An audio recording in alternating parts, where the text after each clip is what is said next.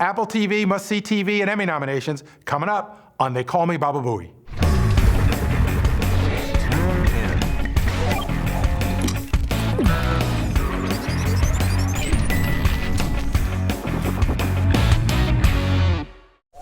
The tech product I want to talk to you about this week is called Apple TV.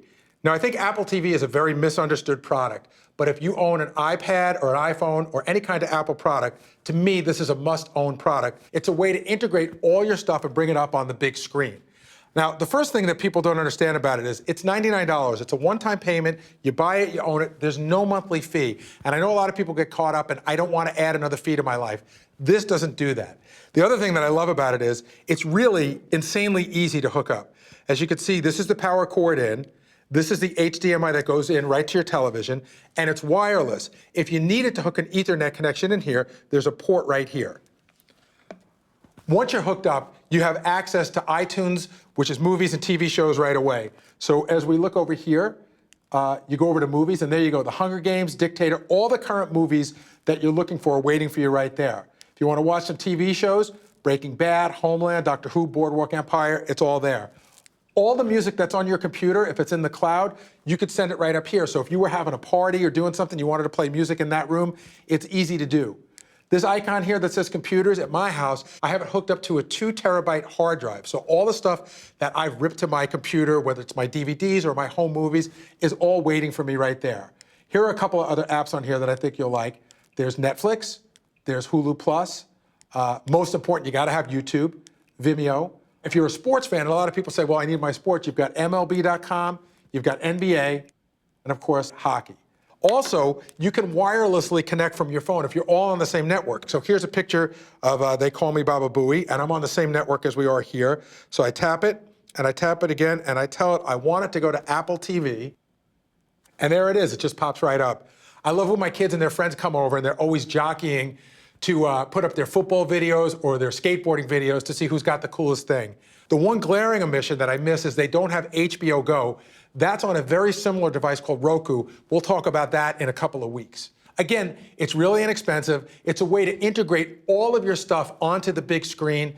I give them out as gifts all the time. I think you'll love it. It's a must-have product if you're an Apple owner. I want to tell you about a great book I read recently. It's written by Warren Littlefield, and he was the network president of NBC during the must-see TV years. It's called Top of the Rock, and he talks about his time there working on shows like Friends, Cosby, ER, Cheers, Frasier, Will and Grace, Mad About You, and of course the show we all know and love, Seinfeld. Here are some of my favorite stories. Megan Mullally from the show Will and Grace auditioned for the part of Elaine on Seinfeld, but she didn't get it. She lost out to Julia Louis-Dreyfus. They even asked Rosie O'Donnell to audition, but she never did. Remember the show The Facts of Life? There was a woman on there named Nancy McKeon. She played Joe Polnicek. She was actually George Clooney's girlfriend on the show. Anyway, that show ran for a long time, almost 9 seasons. And about the time they were casting for the show Friends, she was one of the people who auditioned. A lot of the executives at NBC thought that she should get the part because she was a known entity. The other person that auditioned that everybody liked was Courtney Cox, but nobody knew her except as the girl from the Bruce Springsteen video. The executives came down to the last day and they argued it out all day till 6 o'clock at night. Luckily for Courtney Cox, she won out and she got the part. On the show Frasier, the part of Roz was originally played by Lisa Kudrow. She actually did the first 4 episodes, but the director didn't think it was working out, so they fired her. Luckily, Friends came not too long after that. But my favorite story in the book, Jerry Seinfeld was offered $5 million an episode, $5 million, to do one more season of Seinfeld. That's $110 million for the season. He turned it down. The reason why? He said he wanted to go out on top. But not all the stories in the book are about successes. He talks about some of his misses. Warren tells a story of going to a comedy show to see Roseanne Barr and Louis Anderson.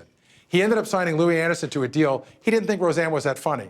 We all know that Roseanne went on to have 9 very successful seasons on ABC. If you like stories like this, there's hundreds more in the book. I highly recommend it. The 63rd Primetime Emmys are coming up soon, and one category that really caught my eye was Best Drama.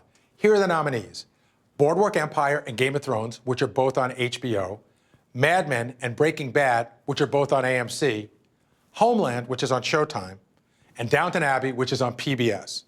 Did you notice anything? For the first time ever in the history of the Emmys for Best Drama, no network show is nominated. That's because all the best shows are being made off network. How are the networks going to compete? The first appearance of a non-network show was The Sopranos nomination in 1999, and since then it looks like a complete takeover.